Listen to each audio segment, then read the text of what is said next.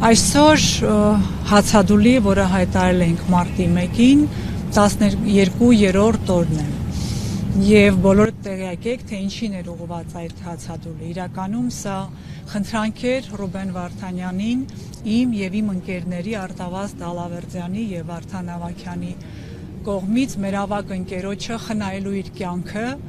որովհետև մենք բոլորս շատ քաջ գիտակցում ենք, թե Ռուբեն Վարդանյանի կյանքը ինչ արժեք ունի հայ ժողովրդի համար։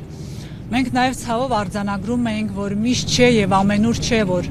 հայ մարդիկ հասկանում են ով է Բաքվի բանտում։ Բայց այս օրի ձեր լուսաբանման նաև շնորհիվ եւ բազմաթիվ այլ միջոցառումների շնորհիվ ավելորդ է ասել իր ձայնային ուղերձի մասին, մարդիկ սկսեցին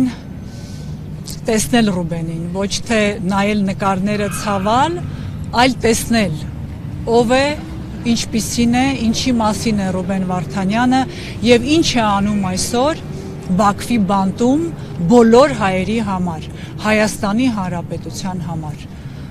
Ով կույր է, նա չի տեսնի միայն։ Ես մի սիրելի ընկեր ունեմ, խուլու համար, ամեն օր բելան գալիս էր ու ասում, որ ինքը իմ կողքին է ու գիտի ինչա կատարվում ու տեսնում է ինչի համար ու ինչ են անում։ Էնպես որ միայն իրականում թույլ տվեք ասել նրանք, ովքեր ուղեղով տկար են, ահա նրանք չեն տեսնում։ Մնացած բոլոր մարդիկ տեսնելու են հայ ժողովրդի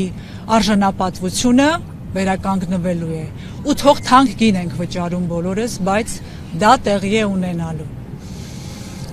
Այս երկու օրը երեկ եւ այսօր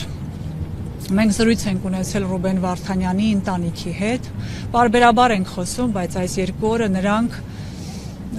մեզ հետ խոսեցին այլ բովանդակության, հարգարժան իր կինը հարգարժան տիկին Վերոնիկա Զոնաբենդը եւ քույրը շատ սիրելի տիկին Մարինա Ալեսը մեզ խնդրել են դադարեցնել հացադուլը, մեզ հորդորել են ուժեղ պահել Ռուբենին, որպեսզի հանկարծ այստեղ մեր քայլով որևէ կերպ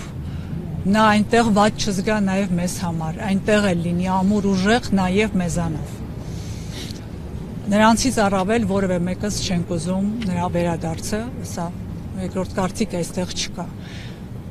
Եվ հետևաբար մենք խոսելով իրենց հետ խոստացել ենք, որ կդադարեցնենք հացադուլը եւ տիկին Ալեսը նաև խնդրանք ուներ, նաև պատրաստ էր հրապարակային այդ մասին ասել, եթե կա ձայնագրությունը, կուզեմ մի փոքր լսեք, թե այդ տաղանդաշատ կոմպոզիտորը, մարդը, քույրը ինչպես է մեզ բոլորիս գոտեպնդում, չնայած որ տեսնում է, թե իր եղբայրը ինչ վիճակում է, բայց նա ճանաչում է իր եղբորը եւ նրա սկզբունքայնությունը գիտի։ Եթե կմիացնես, կուզեմ ուղղակի դուք էլ իմանաք, թե ինչպիսի մարդկանց հետ գործ ունենք։ Ես քեզ շատ անկեղծ առաջին հերթին շնորհակալ եմ քո կատարված ազնիվ գործողության համար, որովհետև